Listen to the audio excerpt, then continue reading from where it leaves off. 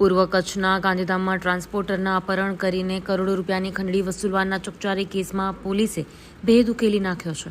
ગાંધીધામ પોલીસે આ ગુનામાં સંડોવાયેલા 10માંથી 7 આરોપીઓની ધરપકડ કરી છે, જ્યારે 3 આરોપીઓ હજુ ફરાર છે.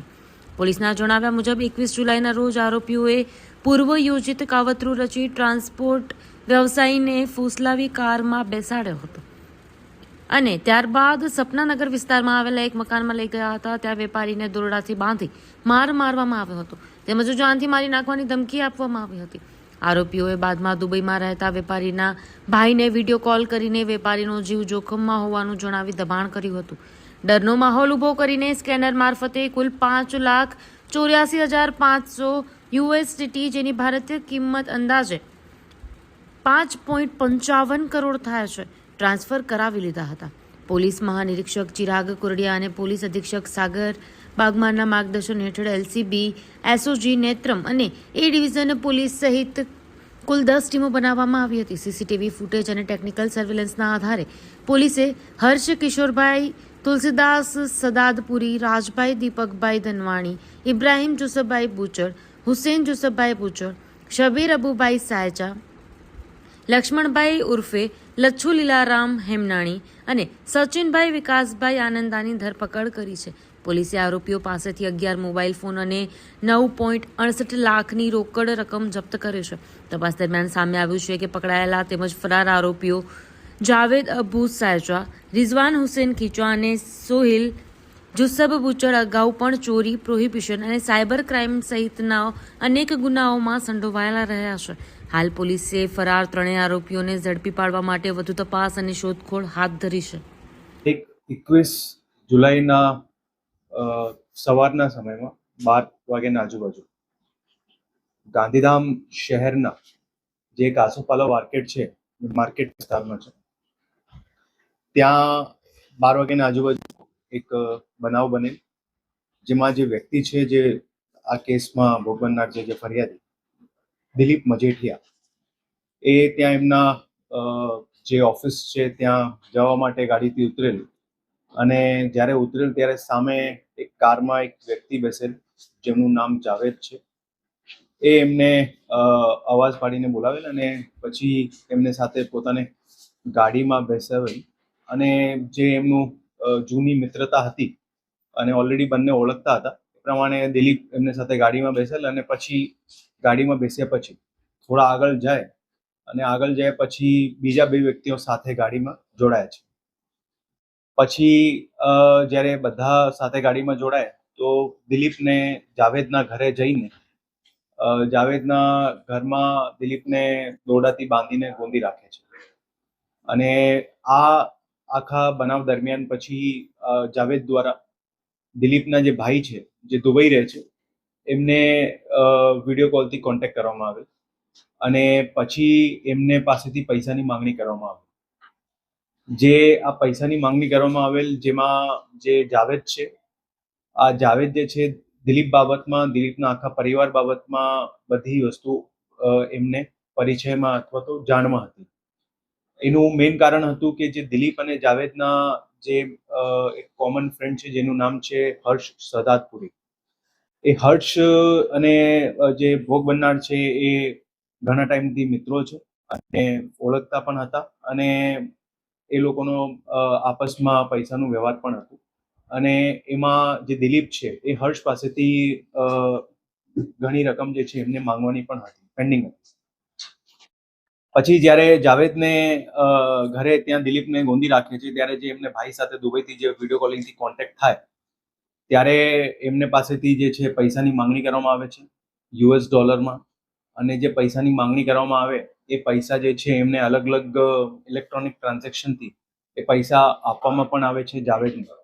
અને એ જ્યારે પૈસા આપવામાં આવે એના પછી દિલીપને જાવેદ દ્વારા એક ગાડીમાં ગાંધીધામના ઓસ્લો સર્કલ ત્યાં નજીકમાં એમને છોડી મૂકવામાં આવે છે. જ્યારે બનાવ બનેલ હતું, બનાવની જ્યારે પોલીસને જાણ થઈ, જ્યારે આ બધું ચાલતું હતું, ત્યારે તાત્કાલિક એ ડિવિઝન પોલીસ સ્ટેશનની ટીમ, એલસીબીની ટીમ અને ખાસ કરીને રેન્જ આઈજી શ્રી ચિરાગ કોરડિયા સરના માર્ગદર્શન હેઠળ અલગ અલગ ટીમો આમાં ગોઠવવામાં આવેલ હતી.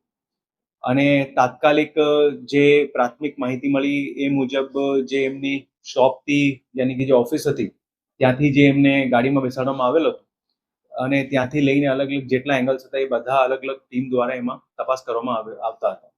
અને મીનવાઇલ જે આપણે વાત કરી એમાં જ્યારે 12 વાગ્યાની આજુબાજુ એ ગાડીમાં બેઠ્યા અને લગભગ 2 કલાકમાં એમને પાછો ડ્રોપ કરવામાં આવ્યો.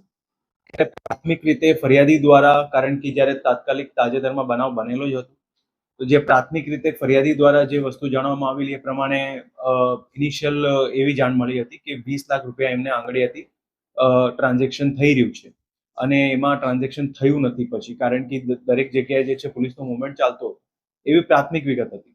પણ જ્યારે જ્યારે બનાવની આગળ તપાસ કરવામાં આવતા ત્યારે આ વિગત બારે આવી કે ખરેખર જે છે પૈસાનું ટ્રાન્ઝેક્શન, કારણ કે જે જાવેદના ઘરે દિલીપને ગોંધી રાખેલું હતું આ એક રૂમમાં હતો અને બીજા રૂમમાંથી જાવેદ દ્વારા એમના ભાઈથી કોન્ટેક્ટ કરવામાં આવેલો હતો અને પછી એ બધા ટ્રાન્ઝેક્શન થઈ રહ્યા હતા. એટલે ટોટલ મળાવીને લગભગ $5,85,000 જે છે US ડોલર એનું ટ્રાન્ઝેક્શન થયેલું, જેનું લગભગ જે માર્કેટ કિંમત છે ત્યાં પૈસા મળ્યા પછી જે છે એમને દિલીપને ત્યાં ડ્રોપ કરવામાં આવ્યો.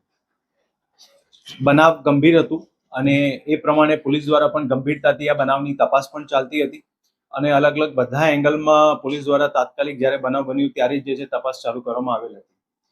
અને જે બનાવની વિગત અત્યાર સુધીમાં ધ્યાને આવેલ છે, જે કારણ શું હતું, કોણ કર્યું, આખી વસ્તુ, એમાં જે સૌથી મેઇન વસ્તુ છે કે આખી પ્લાનિંગ જે છે હર્ષ સહદાદપુરી દ્વારા કરવામાં આવેલ હતી, જે દિલીપના મિત્ર પણ છે અને લગભગ એમની બધી બાબતોમાં હર્ષ સહદાદપુરીને ખબર હતી કે દિલીપનો પરિવાર શું છે, એમની એક્ટિવિટી શું છે, શું મુવમેન્ટ હોય છે, બધી બાબતમાં હર્ષ સહદાદપુરી જે છે એમના ઓલરેડી અલગ અલગ જગ્યાએથી ઘણા બધા છે પૈસાની, એટલે આની સાથે સાથે જાવેદને પણ જે છે એ મિત્ર હતા, એટલે હર્ષ અને જાવેદ અને એમની સાથે બીજા 2-3 લોકો એ બધા સાથે મળીને આ આખી બનાવની આખું કાવતરું જે છે એ લોકો દ્વારા રચવામાં આવેલું.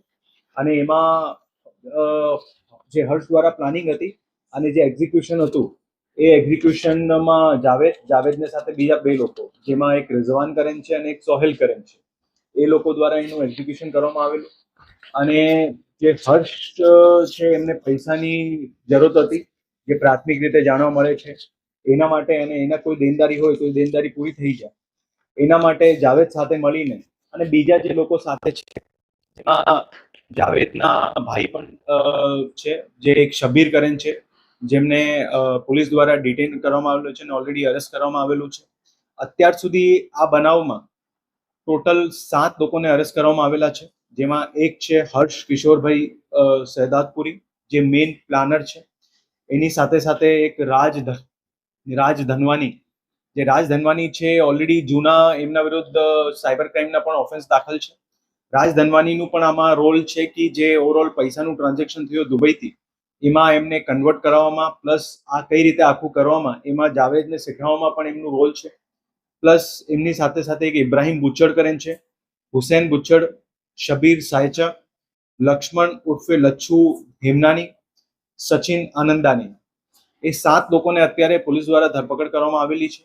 બીજા જે 3 લોકો વોન્ટેડ છે એમાં જાવેદ સાયચા, રિઝવાન ખીચા અને સોહેલ બુચડ, એ બધા ગાંધીધામ અને અંજારના છે. એટલે એ લોકોને અત્યારે પોલીસ દ્વારા શોધખોળ કરવામાં આવી રહી છે અને જે અત્યારે 7 લોકોની ધરપકડ કરવામાં આવેલી છે એમની રિમાન્ડની તજવીજ આગળમાં કરવામાં આવશે અને આગળની કાર્યવાહી પણ જે છે અત્યારે એ ડિવિઝન પોલીસ સ્ટેશન દ્વારા ચલાવવામાં આવી રહી છે. અત્યાર સુધીમાં ટોટલ લગભગ 9.5 લાખ રૂપિયા જેટલી રિકવરી થઈ છે અને બીજા પણ રિકવરીના પ્રયાસો પોલીસ દ્વારા ચાલુમાં છે. જે આરોપી છે જાવેદ સાયચા, જેમાં ગાડીમાં શરૂઆતમાં જ્યારે દીપકને બેસાડેલ, એમના વિરુદ્ધ જૂના ગુના પણ દાખલ થયેલા છે મિનરલ્સ એન્ડ માઇન્સ એક્ટના, અને પ્લસ એની સાથે સાથે જે બીજા આરોપી છે એમનો પણ ગુનાહિત ઇતિહાસ છે. જે ઓવરઓલ અત્યાર સુધીમાં પોલીસને વિગતો મળી છે એ પ્રમાણે જે તપાસ કરવામાં આવી રહી છે અને એની સાથે સાથે આગળમાં પણ જે લોકો અત્યારે પકડવાના બાકી છે એમની પણ તજવીજ ચાલુમાં છે. પ્લસ જે વિગતો આગળમાં ધ્યાને આવશે એ પ્રમાણે અલગ અલગ બધા એંગલમાં પોલીસ દ્વારા તપાસ કરવામાં આવશે.